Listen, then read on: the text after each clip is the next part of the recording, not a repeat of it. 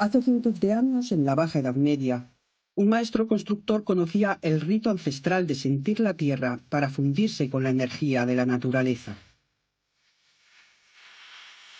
Observaba el movimiento del sol en las horas, los días y las estaciones. Llevaba la alquimia de la luz al interior del templo y creaba caminos sutiles para salir de las tinieblas de la vida. Yo creo que todo lo que la naturaleza tiene es bueno para el hombre. Nada hay de más, nada sobra en este mundo. Labraba la piedra siguiendo los dictados de su código mineral y tallaba misteriosos capiteles.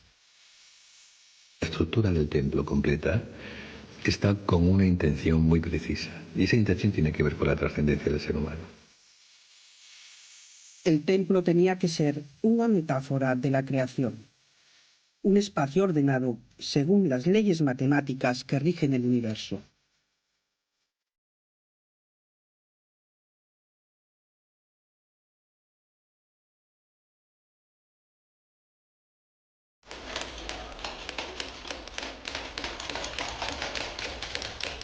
«800 años separan al maestro constructor medieval de estos alumnos de la Escuela de Arquitectura de Madrid.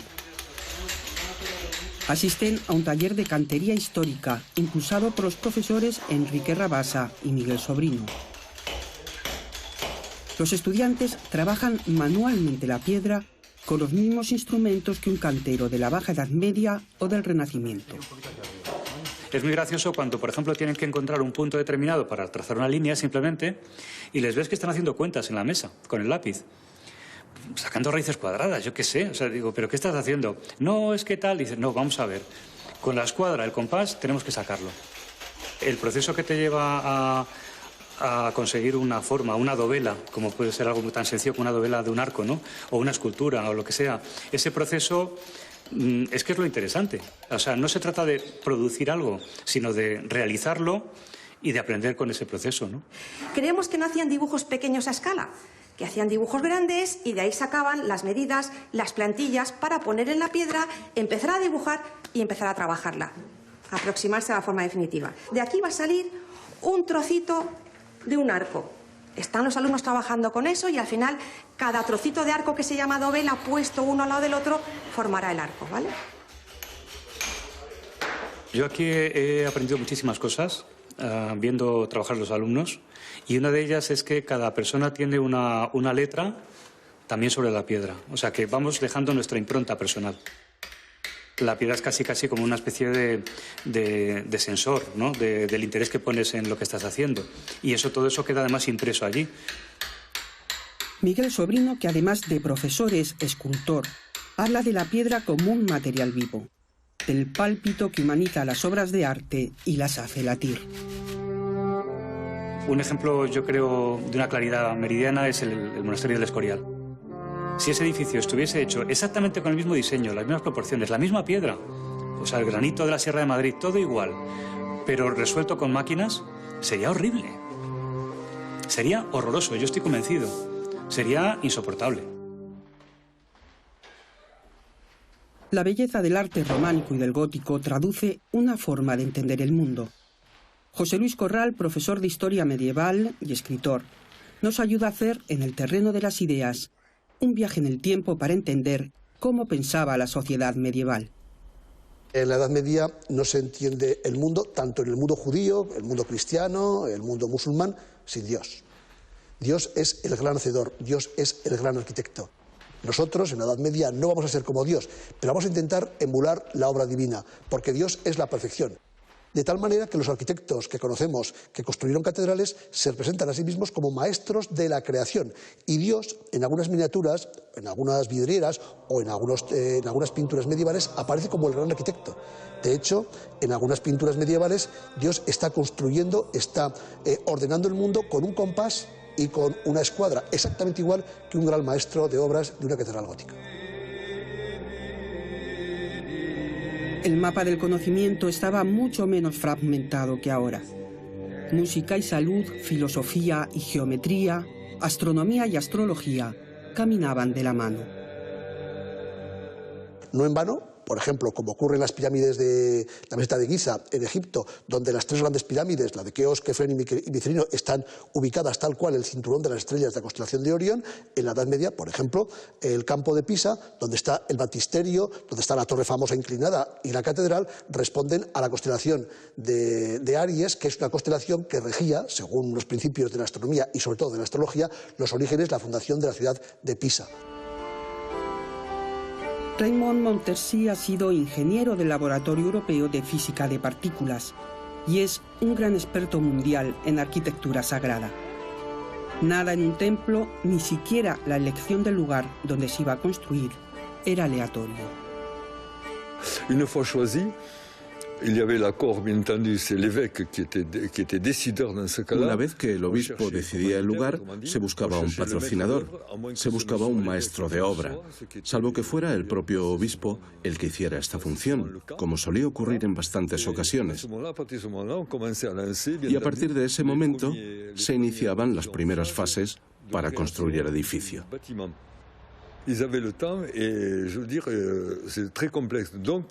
Era en ese momento cuando hacían un trazado en el suelo. Delimitaban por primera vez la zona para posicionar el edificio, tomando como base datos solares. Lo primero que hacían era buscar el norte geográfico. Observaban la salida y la puesta del sol en el solsticio, y cuando ya se había tomado la medida de por dónde salía y se ponía el sol, esa se convertía en la primera geometría del lugar.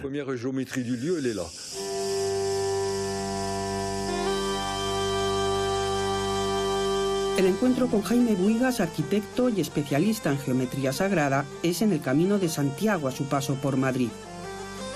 Va a trazar en el suelo los números y las formas básicas de un templo, la geometría que utilizaban los maestros constructores para recrear el orden del cosmos. El primer símbolo de una geometría sagrada, lógicamente, es el principio, que es el centro. Determinar exactamente dónde empieza todo. Ese centro viene marcado en los templos por el lugar en el que ha ocurrido algo, por el lugar en el que la naturaleza se expresa de una manera especial, y desde ahí aparece el segundo símbolo, el primero el centro y el segundo la medida, el logos que llamarían los antiguos, ¿no? Los griegos, la unidad de medida, es decir, una distancia primera que lo que hago es conservar. Conservar significa trazar la primera forma sacra vinculada con la conservación de la medida, que como todo el mundo sabe es el círculo. Lógicamente todos los puntos están a la misma distancia de este que llaman centro y es la base de toda la geometría sagrada universal. Ahí está. A partir de ese momento empieza la aplicación de los números. Pitágoras decía, y Platón, que todo está hecho según el número, el peso y la medida. Ese número es un sistema de proporciones que se basa precisamente en esta primera distancia y las cosas que puedo construir de manera muy elemental desde aquí. La segunda forma sagrada importantísima va a ser el cuadrado, es decir, yo cojo el radio, lo convierto en diámetro y hago la perpendicular. El círculo o la circunferencia es una forma que se asocia con la perfección, con la divinidad, con lo inconmensurable, con la idea de la manifestación de lo divino. En cambio, la perpendicular que me genera el cuadrado, que aquí lo tenemos, simplemente por hacer dos diámetros perpendiculares, se convierte en la forma asociada con la naturaleza, la materia, lo conmensurable, lo finito. De ahí que, por ejemplo, el románico, muchos templos, ¿no?, partan de 4 pilares que luego sujetan una bóveda, ¿no? Ese cuadrado que se transforma al círculo, la dialéctica entre el cuadrado y el círculo, es la metáfora de la trascendencia. Una iglesia moderna, entendida como lugar donde se reúnen los fieles, es un concepto distinto al de templo medieval. Esteban Fernández Corbián es especialista en arquitectura sagrada contemporánea y tiene algunas claves para saber si Gaudí o Le Corbusier, dos de los más grandes arquitectos de nuestro tiempo, interpretaron los espacios sagrados de forma parecida a un constructor de catedrales. Lo que está claro es que un templo siempre es una recreación del mundo, una recreación del universo. De alguna forma se trata de construir un paraíso con las propias leyes de la arquitectura. Solamente a veces aparece lo que Le Corbusier denominaba el espacio inefable, un espacio donde al entrar a uno se le conmueven las entrañas. Tiene que ver, y Le Corbusier lo sabía, con la conexión del interior con el exterior,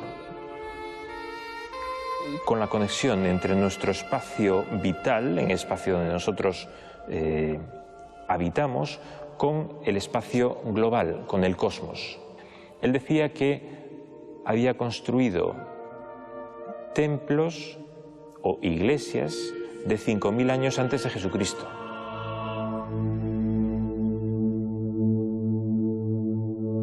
Nuestros antepasados pensaban que somos tributarios de un intercambio de energía entre la tierra y el cielo. En esos espacios de comunión están los megalitos, los templos paganos de la antigüedad, las pirámides egipcias o las catedrales. La pregunta es, ¿qué tienen en común lugares sagrados de tiempos tan distintos y de geografías tan lejanas? Raymond Montessy tiene una respuesta. Todos vibran, todos tienen una energía especial. Y vibran porque la Tierra vibra. Sabemos que cada latitud tiene una vibración particular. Esto parte del Ecuador. La Tierra en ese punto vibra a 47 hercios y en función de la latitud, esta frecuencia aumenta o disminuye. ¿Cómo lo percibía aquella gente? No lo sé. Nosotros ahora sí sabemos calcular estas frecuencias, pero lo que ellos sabían era respetar los parámetros de expresión de la Tierra.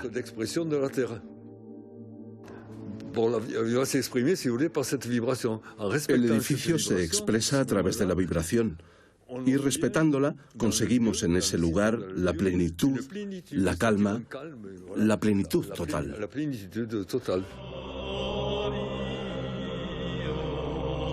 Santa María de Varello, en Cantabria, vibra con la misma intensidad que hace cientos de años. La Fundación Marcelino Botín ha restaurado esta colegiata respetando sus parámetros energéticos. Una decisión poco habitual para la que contaron con la asesoría del psicólogo clínico y geobiólogo Daniel Rubio. Tiene una magia en el más bello sentido de la palabra, tiene un aura, tiene algo que se respira, que se destila en los capiteles, en la simbólica. Para mí es un lugar precioso, pero sobre todo que vibra de un modo impresionante.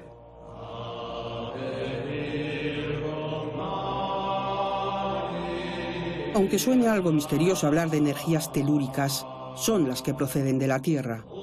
Agua subterránea, fallas y corrientes eléctricas de pequeño voltaje que tienen que ver con el movimiento de la Tierra sobre su propio eje y alrededor del Sol. Sin corriente telúrica no hay lugar sagrado. Esta es la primera clave fundamental. Es lo que se ha llamado la energía de la serpiente, la energía de la culebra, la energía del dragón. En relación a toda esta energía serpentina que va circulando por la superficie de la Tierra, se mete hacia la profundidad de la Tierra y en determinados lugares emerge. Y cuando emerge en la Tierra, pues entonces es donde aparece el lugar sagrado. El otro elemento fundamental que vamos a encontrar siempre en todo templo es el agua subterránea. La Iglesia habla con muchos lenguajes. Daniel Rubio encuentra en los capiteles del ábside un repertorio de pistas sobre la energía de este lugar. Pero si vamos viendo esta relación con el agua, encontramos rápidamente esta otra figura que enmarca perfectamente con las ondas el juego del agua. Y está justo en un lugar donde hay cruce de agua subterránea. De hecho, cuando se hizo la restauración última, aparecieron toda una serie de humedades que hubo que restaurar justo en toda esta zona por la parte exterior de la iglesia. Y luego nos encontramos otro capitel con una serie de volutas en espiral Y son muy interesantes porque la vamos a ver en muchas iglesias románicas. Nos hablan, desde esta perspectiva más simbólica, nos hablan de lo que es el movimiento de las energías. Encima de estos capiteles, una figura demasiado grande para el tamaño del templo descansa las manos en el centro energético que se relaciona con la determinación, la resolución de los conflictos y la acción positiva. Vamos a hacer una pequeña demostración de cómo un lugar o un espacio puede influenciar potenciando o debilitando a una persona. Ella va a ser una modelo, entonces voy a utilizar su brazo para testar cómo está ella en este lugar concreto de este templo. Entonces yo le digo que resista y veo cómo está su fuerza muscular y es la respuesta. Resiste y lo que compruebo es que aquí este lugar le debilita.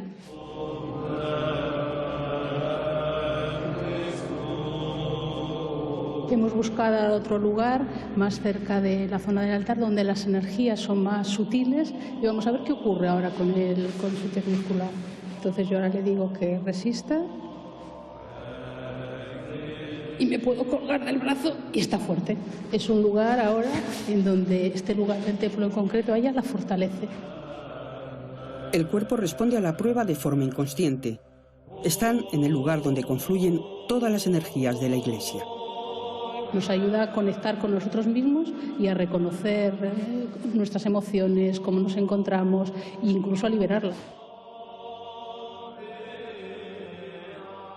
Cuando tú quieres conectar con el agua subterránea, que es un elemento fundamental, conectas bien mentalmente con el agua subterránea, emocionalmente, y te abres a captarla, tu cuerpo la está captando. Buscas un elemento que amplifique esa señal y te permite ordenar la información.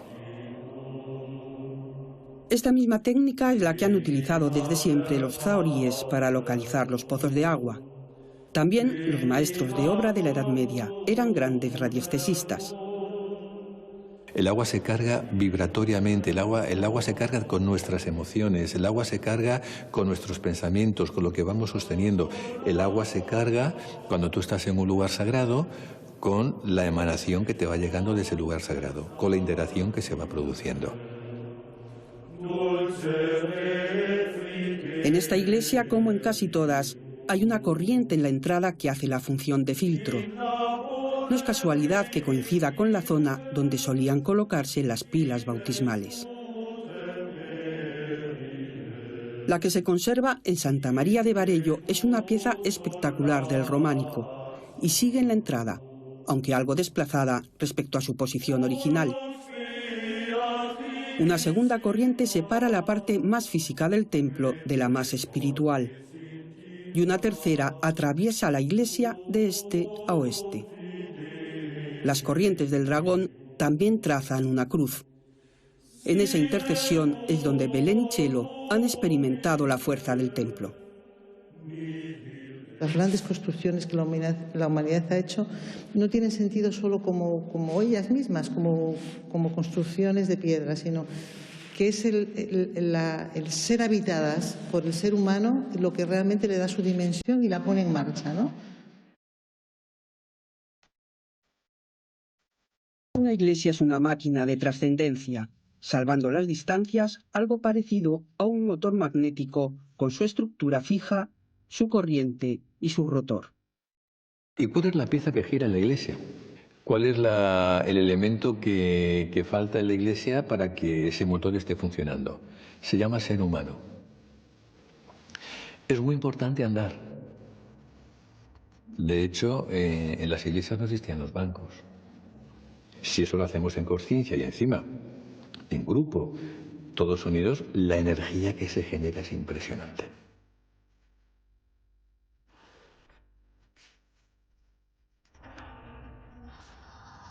En el Camino de Santiago, Jaime Buigas sigue explicándonos la geometría de los maestros constructores.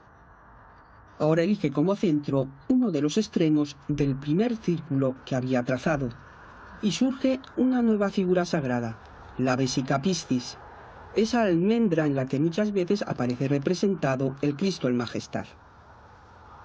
La primera medida con la que hizo el círculo es una raíz de 2, y la diagonal de la Vesica Piscis es una raíz de 3. Lo bonito de la geometría sagrada es que además es muy sencilla y que las proporciones que se han utilizado en la inmensa mayoría de los templos a lo largo de todas las civilizaciones obedecen a números muy fáciles de dibujar, a lo mejor difíciles de comprender, ¿no? Los famosos números inconmensurables. Son los mismos números y medidas que le sirven para dibujar un cuadrado dentro de otro. Acaba de aparecer la idea de proporción. ¿Para qué sirve eso? Siempre se ha pensado que la idea de proporcionalidad sirve simplemente para hacer edificios estéticos, bellos. Pero es que la belleza, en el caso clásico, que es lo que se conserva después en Roma, lo que se conserva en los colegios romanos y por lo tanto en los gremios medievales de maestros constructores, la belleza no es simplemente una cosa estética, es un lenguaje a través del cual la divinidad se manifiesta. Cuando un maestro constructor en sus planos, en sus planchas de madera, de cera, en lo que pudiera, dibujaba todo esto, sabía que estaba reproduciendo la propia creación. Lo interesante es que después eso que estaba en un plano había que hacerlo así. En el terreno había que picar en un sitio, preparar el terreno y dibujar con cuerdas y con palos, así como lo estamos haciendo, exactamente ese esquema, con un carácter, cuanto más atrás nos vamos, completamente ritual, ¿no? Esto desde los egipcios sabemos que simplemente el trazado de la cruz en el suelo era un acto completamente simbólico, es el hombre que está midiendo el mundo. De hecho, esa idea de medir la tierra a través del dibujo es el origen de la palabra geometría, ¿no? La medida de la tierra.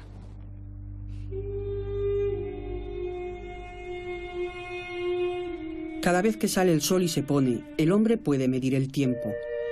La percepción del paso de las horas, los días y las estaciones nos integra en el cosmos. En griego, cosmos significa orden y está dentro del templo.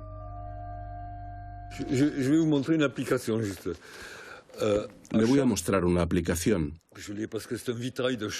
En las vidrieras de Chartres pusieron los datos solares del lugar con líneas transversales, como estas.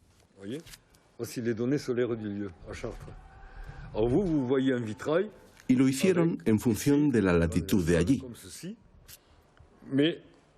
que entonces ya sabían calcular.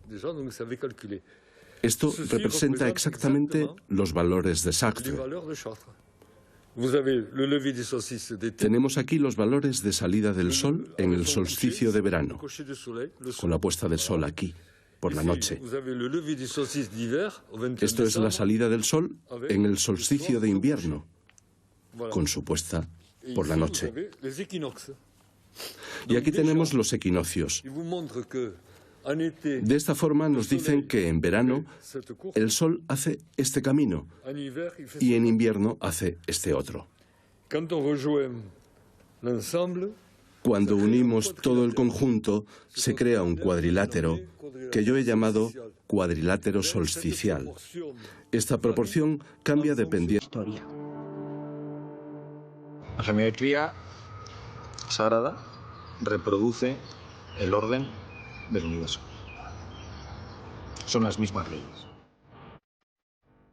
En pleno siglo XXI, Álvaro de la Torre restaura iglesias románicas o construye casas siguiendo los principios de la geometría natural. Trabaja con la filosofía de un maestro de obras de la Baja Edad Media. Eligiendo ciertos lugares sobre la superficie de la Tierra, construyendo con ciertos materiales, empleando cierto tipo de proporciones, se potencia la posibilidad del otro geometría. Todo en torno al misterio de la vida. Los ritos de nacimiento, los ritos de muerte, los ritos de matrimonio que dan lugar a otro nacimiento. Entonces, la gente de nuestro oficio se especializa en crear el espacio donde todo eso se potencia. Álvaro es por ahora el último eslabón de una larga saga familiar de constructores que ha conseguido documentar hasta el siglo XVII. Este legajo de 1690 son las cuentas del proyecto de renovación de una iglesia a las orillas del Duero. Lo escribió un delegado del maestro de obras llamado Antonio de la Torre, que en aquel momento, dice el documento, se encontraba en las montañas. De Cantabria y en concreto de la comarca de Trasmiera, salieron la mayor parte de los canteros y maestros de obra de las catedrales españolas.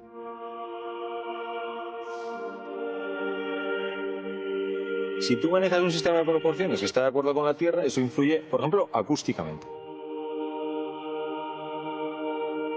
Cuando la gente se ponía a tocar instrumentos o a cantar en una iglesia, sonido maravilloso. ¿Por qué? Pues porque las alturas de la nave están construidas según las proporciones de la escala musical.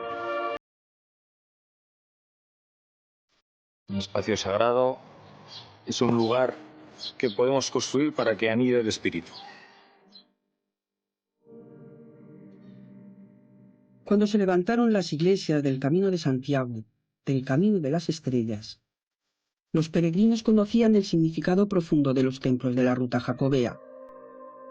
También sabían que la aventura espiritual que les había llevado hacia el ocaso, hacia el final de la tierra, solo cobraba sentido en el viaje de vuelta.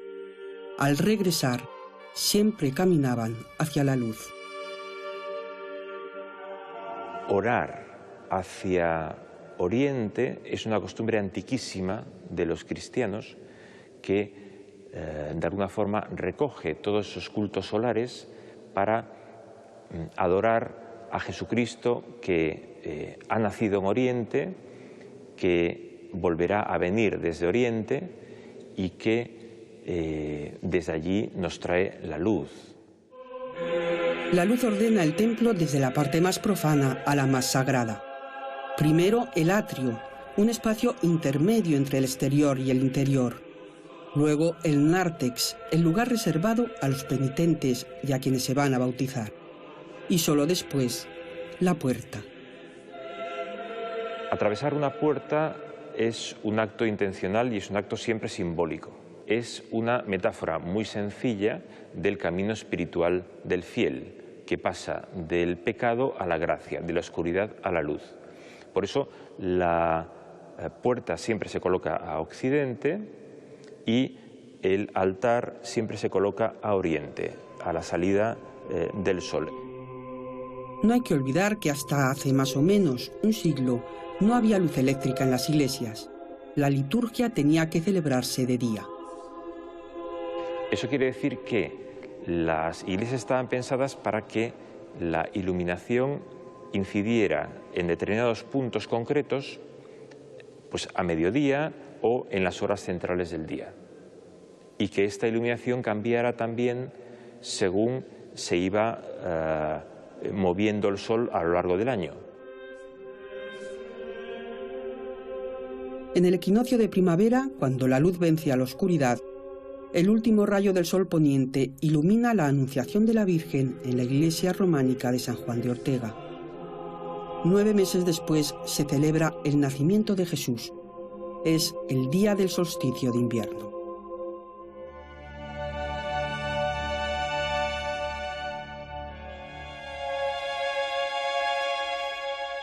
Con el gótico se pueden abrir enormes vanos, enormes ventanas. Las paredes ya no sustentan las bóvedas, se sustentan a través de los pilares y en consecuencia se puede introducir dentro del templo, dentro de la casa de Dios, a Dios mismo que está en la luz. Y además, construyendo una serie de vidrieras de colores, la luz divina, la luz blanca, se humaniza. Se pueden resaltar figuras, se pueden contar historias a través de las vidrieras. La Edad Media es una época de símbolos y de signos que se transmitían de una forma absolutamente oral. El problema es que ahora no somos capaces de interpretar algunas de esas señales sencillamente porque hemos perdido el diccionario. En el siglo XIII, cuando se construyó Santa María de Varello, la mayor parte de la población era iletrada, pero entendía el lenguaje simbólico. Es muy importante pensar que no hay nada que esté hecho al azar. Daniel Rubio encuentra en los capiteles de la Colegiata un mensaje que va más allá de las escenas cotidianas o los pasajes bíblicos. Yo de repente veo un hombre que está enseñándonos la rodilla con la rodilla doblada. Nos está diciendo que hay alguien que está iniciado, alguien que está comprometido, un maestro constructor que sabe lo que está haciendo. Y resulta que está sujetando 2 bueyes. El animal más telúrico por excelencia, es el que trabaja la tierra. Aquí están dominadas las energías telúricas. Enfrente, otro capitel nos muestra 2 dragones. No los pisa la Virgen, ningún ángel los mata. Los dragones de Varello tienen alas. Nos está hablando ya de una energía telúrica que ya ha sido totalmente transmutada. Y además se están mordiendo la boca y los tienes colocados así. Te están diciendo que hay dos corrientes en ese sentido del dragón. Y las hay. Santa María de Varello ha sido hasta hace muy pocos años el lugar donde, siguiendo una antiquísima tradición, se reunían los maestros canteros de Trasmiera. Su oficio y su aliento todavía se respiran en la Catedral de Salamanca o en el Monasterio del Escorial. Eran evidentemente individuos que se formaban en unas cofradías, en unas logias de maestros, de constructores, de tipo muy cerrado. No secreto en el sentido que esotéricamente se ha dado en algunas ocasiones, sino secreto en el sentido de que guardaban de una forma pues con mucho cuidado, con mucho celo, sus conocimientos. Pero no solo conocimientos técnicos, geométricos, aritméticos, matemáticos, de cuentas, de cálculo. Tiene que tener también un gran bagaje intelectual. Poder dirigir a unas 300 personas que solían actuar en la construcción de una catedral, todo eso conlleva una serie de conocimientos de todo tipo extraordinarios. En la Edad Media y en francés, masón significa albañil. Masones eran los miembros de los gremios de constructores. Ese mundo se ha olvidado, las técnicas de construcción son distintas, las formas de construir son nuevas a partir del siglo XVI y los masones medievales desaparecerán, se perderán en la oscuridad y en las sombras de la historia. Se desvanecieron al tiempo que desaparecía su mundo, pero no del todo ni en todas partes. En Alemania y Francia consiguieron mantener viva la tradición. Los compañones franceses, con los que ha estudiado Álvaro de la Torre, son la consecuencia de las antiguas cofradías medievales. El oficio no es solo un trabajo, es una manera de entender el mundo. La cuestión es que a través del trabajo físico, del esfuerzo, del mismo modo que tú vas transformando los materiales, la piedra, sobre todo, los materiales de la construcción y sobre todo un espacio sagrado, tú te vas transformando a ti mismo. Los antiguos decían, haz astra per áspera, a las estrellas por lo duro. Empezamos en el oficio y en la vida con un intento de dominio de las cosas físicas, luego pasas a dominio de las cosas energéticas, de las cosas psíquicas, intentando cultivar tu alma y llegar a vislumbrar la conexión con Dios. Químico. Marinati es una de las pocas personas que ha sobrevivido a quemaduras en el 80% de su cuerpo. Ese milagro tras un terrible accidente se lo debe a los médicos del Hospital Valdebrón. El fuego abrasó su cuerpo y le robó la sensibilidad. Años después la ha encontrado, aunque de otra manera, en un curso para aprender a sentir la energía. Lo que más me impresionó fue cuando hicimos lo del resentir. La primera vez que sentí algo fue cuando hicimos ese ejercicio. Y es que es una cosa difícil de explicar, pero sencillo, no sé. Cogiendo las energías con las manos. Y de repente sentía, con esta mano sentía, no agarraba nada, porque no había nada que agarrar, pero sentía es como que tenía, no sé, como que tenía un globo entre las manos que no le veía, pero que le tocaba. Y entonces fue la primera vez que sentí algo y me gustó la sensación. Es la energía telúrica de la Iglesia. El dragón que en el friso de la puerta meridional está pisando una talla de la Virgen María. La fuerza que domina pero no mata, el arcángel San Miguel, el protector de la orden templaria. Esto es un amplificador de ondas. Todo lo que está aquí está resonando. Está resonando con una potencia pues infinita. De aquí sería muy fácil, yo no sé, transmitir a la luna. Porque es una caja de resonancia impresionante. Para llegar a la luz hay que pasar por las sombras. El peregrino en su camino de regeneración va dejando atrás capiteles tallados con plantas depurativas y figuras que le hablan a medida que se acerca al altar. Hay un perro guardián que nos está diciendo, oye, a partir de aquí las cosas cambian, tienes Tienes que empezar a dominar tus pasiones, tus instintos, tus dificultades, tus emociones más bajas, para continuar el avance que tú quieres hacer. Sirenas aladas de orejas estilizadas. Hay algo que escuchar. Y el pez, el primer símbolo de la cristiandad, está ahí, justo encima del pozo de la iglesia. Es un lugar como para detenerse, para meditar, para orar, para girar alrededor de la columna, para poder ver. Entre la tierra y el cielo, 4 grandes figuras hablan al peregrino. San Pedro señala algo que tenemos que ver. Rostros humanos que sufren atrapados en un amasijo vegetal. Tiene además su llave. Y la llave siempre es para abrir algo, para que tú puedas salir de esa maraña en la que nos encontramos.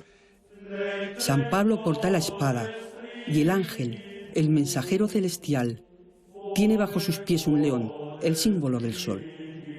Tú tienes energías cuando te enseñan el león que te están diciendo que están bajando, la energía cósmica está bajando, nutriendo la tierra. O tienes energías como el dragón que hay debajo de María Madena que te está diciendo que la energía ahí está subiendo hacia el cielo. Haylas, como dicen los gallegos, haylas. Lo que pasa es que, como todo el mundo, hay que tener un poco de sensibilidad para sentirlas. La gente que entra cada día aquí empieza a sentir algo especial, que te va empujando para que vivas mejor. La misma idea con otro lenguaje está esculpida en la parte más elevada del templo, muy cerca del altar. Es una figura coronada y sin piernas, alguien que ya no está anclado en la tierra. Y además está apoyado sobre 2 cabezas, ya no es hombre ni mujer. Ya sería un ser andrógino, o sería un ser que ha resuelto en sí mismo la dualidad. Y por tanto está en la antesala del cielo, en la antesala de todo lo que tiene que ver con el espíritu. El maestro constructor de Santa María la Blanca no dejó nada al azar. Su obra tenía que ser perfecta. Transformó la física de la luz, de la piedra, de la tierra y del agua en pura metafísica.